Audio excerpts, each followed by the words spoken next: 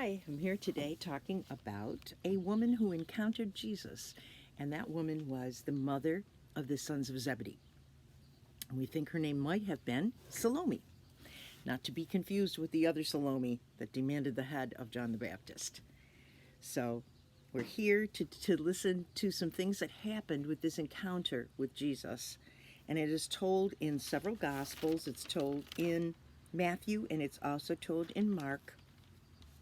When she came, and she came with her two sons, the sons of Zebedee were James and John, who were disciples of Jesus, who had already accepted the call and were following him. And for some reason, they went to their mother and asked her if she would request of Jesus that when he came into his kingdom, they could sit on the right and the left of him. Again, they were thinking in earthly terms. They were thinking with pride rather than thinking of what Jesus had been teaching them, because all along he is teaching them that this is not the way the kingdom is going to be. He explains in parables what the kingdom's going to look like, and he also tells them that he's going to be killed. And he tells them right before this particular thing, it's like the third time he's told them that he's going to Jerusalem, he's going to be arrested, he's going to die, and he's going to raise from the dead. So they don't know what to make of that. So they just kind of don't deal with it. And they're still caught up in following their own pride. And Salome also. You can have pride in yourself, but you can also have pride in your kids. Too much pride sometimes, where you care more about what acclaim they get than what kind of people they are, and whether or not they're really good people that are following biblical principles or living according to Jesus.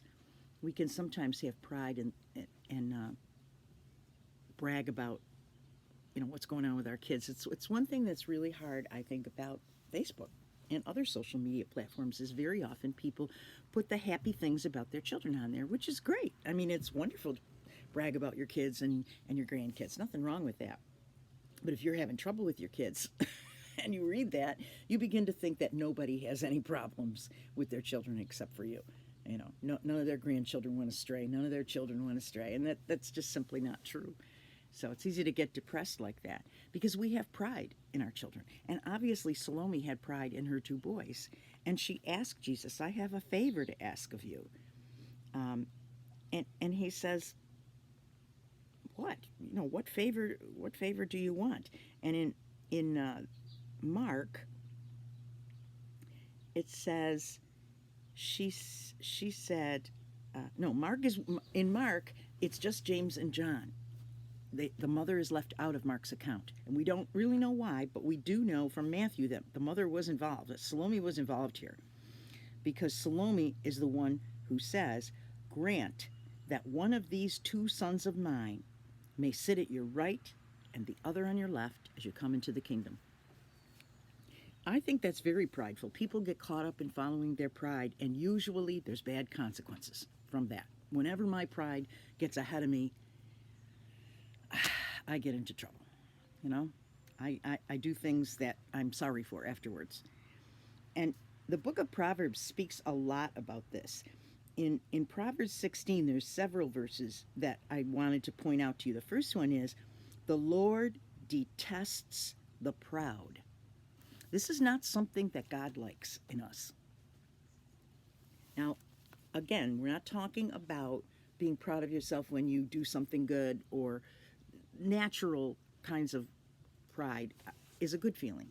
We're talking about when what I want becomes more important than anybody else or anything else, and I put aside my values or what I know to be right in order to get my own way.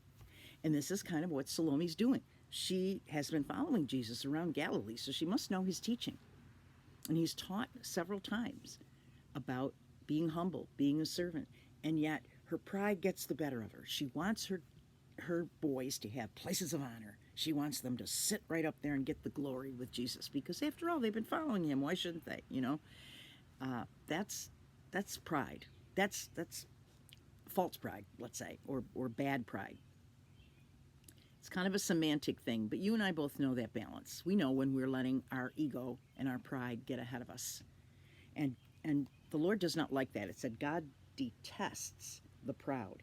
Then further on in Proverbs 16, verses 18 to 19, it says, pride goes before destruction, a haughty spirit before a fall. Better to be lowly in spirit along with the oppressed than to share the plunder of the proud. Here, Proverbs is telling us that when we allow our pride to lead the way, it goes right before the destruction that's going to follow. A haughty spirit leads to a fall. If I'm more concerned with me, and what about me, what about me, what about me, then what's going to happen is not going to be good.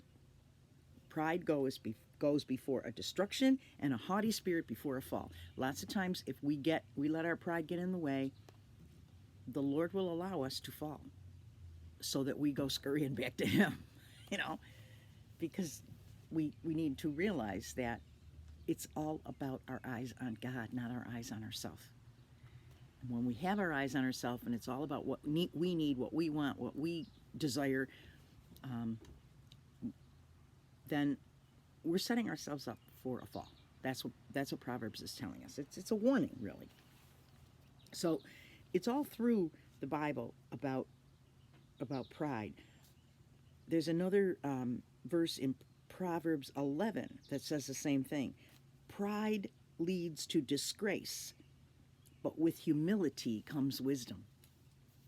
Yeah, if you're looking at God and wanting God's will for your life instead of your own will, you're going to have wisdom. You're going to have guidance. You're going to make good decisions. And God is going to be with you, leading you all the way. But when your pride is leading you, God can't lead you. That's what it's saying here. Pride leads to disgrace. It's going to take you down a path that's not going to be good. And this is what happens to the disciples. And he says to them, Jesus says to them in Matthew and also in Mark, he says, you don't know what you're asking. Can you drink the cup that I'm going to drink? He's saying there's consequences here. This pride is going to lead you into some consequences. And right away they said, we can. We're fine. We know what we want. I'm reminded of the old fairy tale about, King Midas, and he was granted a wish. And what did he want? He turned everything to gold. Everything I touch will turn to gold, because that's that pride. He wants so much greed, he wants everything. Well, then, of course, when he hugs his daughter, she turns to gold. When he tries to drink water, it turns to gold. He didn't know what he was asking. He was asking something really foolish. And his pride of wanting more than everybody else got him into all kinds of trouble. And in some ways, this is what's happening with the disciples. Oh, yeah, we can do that. No problem. and Jesus says to them, you will indeed drink from my cup, but to sit at the right or the left of me is not for me to grant. These places belong to those for whom they have been prepared by my Father. Jesus isn't saying here that he doesn't have the right to assign those, or that he couldn't if he wanted to. He's saying the Father's plan is going forward, and the Father knows who's going to sit at my right and who's at my left. This is all part of the plan. And as the Son of Man, because Jesus is now on earth, he is the Son of God, but he is also the Son of Man. He is saying, I'm leaving that to my Father, because right now I'm concerned with the plan on earth here. I'm going to go to my death and be arrested, be mocked and flogged and killed, and then I'm going to have to be in the tomb. This is what I'm thinking of. I'm not going to do that. That's not my job. That the Father is going to take care of who's on the left and right, and you don't have to worry about it. It's kind of like mind your own business in a way, like this isn't your job to do this. And so often we try to do God's job. And when we do, we get in his way. He's doing a work in someone, and we get in the way because we think, oh, I could do that. No problem. And that's what's happening here with the disciples. The other thing that is going to happen is that when you're prideful and when you go your own way and when you're looking out for yourself and you're not looking out for the other believers around you, there's going to be dissension. You create dissension. This is what happens with the disciples. They were supposed to be this wonderful group of 12 people devoted to each other, devoted to Jesus, devoted to learning about him, taking care of each other. Jesus wants them to form the nucleus of his church, where believers take care of one another and care more about other people than they care about their own welfare and their own pride. So when these two disciples, James and John, let their pride get ahead of them, it's going to cause dissension in the ranks. That's just an automatic. We all know that. Just from a human perspective, we've seen it happen so often. If somebody gets ahead of, wants the power in a group, the rest of the group gets disgruntled, and there's a lot of dissension. So Mark 10 is interesting in that I'm looking at the New Living Translation this time, and I love how they replied, "When you sit on your glorious throne, we want to sit in places of honor next to you, one on the right and the other on the left." They're looking for glory. They're looking for prestige. They're looking for position, and power. So this is not going to sit well with the other disciples. So in verse 41 of Mark 10, it says, "When the 10 other disciples heard what James and John had asked, and his mother, and their mother, they were indignant." Okay. They were ticked. And I can't blame them in a lot of ways, because this would have been pulling the rug right out from underneath them. They were not happy about this at all. So there's dissension in the ranks. If you read verse 20, if you read the Message version of Matthew 20, it says, "When the 10 other disciples heard about this, they lost their tempers, thoroughly disgusted with the two brothers." They're mad. They're mad. And I don't blame them. The thing is, this is not the first time that this has happened. Remember, we're reading this story in Mark 10. What if we go back one chapter to Mark 9? Verses 30 to 37. Now, again, remember, in the story we were talking about, that was the third time Jesus had predicted his death. And right after that, James and John got their mother to come over here and ask for them to sit by Jesus in his kingdom. If we go back a chapter earlier, Jesus predicted his death then too. And he said, Jesus did not want anyone to know they were there, because he was teaching his disciples. And he said to them, "The Son of Man is going to be delivered into the hands of men. They will kill him, and after 3 days he will rise." Now the disciples, listen to this in verse 32. "But they did not understand what he meant, and they were afraid to ask him about it." They're like, "I don't even want to deal with that." So right after that, they came to Capernaum. And when he was in the house, meaning Jesus, when Jesus came into the house, he said to them, "What were you arguing about on the road?" But they kept quiet, because of the way they had argued about who was the greatest. And sitting down, Jesus called the 12 to him and said, "Anyone who wants to be first must be the very last and the servant of all." He's already trying to teach them. This is way before the mother, Salome, comes and asks this request. He's already trying to teach them, don't worry about who's the greatest. This is not the issue here. You need to be last. You need to be a servant to other people. That's how you're going to be in the kingdom. That's how kingdom people act, is what he's saying. And he uses a little child to show them. He took a child whom he placed among them. Taking the child in his arms, he said to them, "Whoever welcomes one of these little children in my name welcomes me. And whoever welcomes me does not welcome me, but the one who sent me." But he says, take the least of these, the littlest kid you can think of. When you're kind to that child, you're kind to me, and that means the Father is involved, and God is pleased. He has taught this lesson over and over. So he taught it in Mark 9, and now he predicts his death a third time. And in Mark 10, just after he predicts his death, James and John get their mother to go up and say, "Come on, let's find the right and the left." How different is it to ask to be on the right and left than it is to be the greatest in the kingdom? They're vying for Jesus' attention and for his mark of, yes, you're the best, you're the one, you're on my right, you're on my left, you're the greatest. Okay, they're still very concerned with that. And it must be frustrating. It has to be frustrating for Jesus to do this. So when he hears that they are indignant and he can tell that there's dissension, he calls them together. So now we're back in Mark, and this is verse 42 of Mark 10.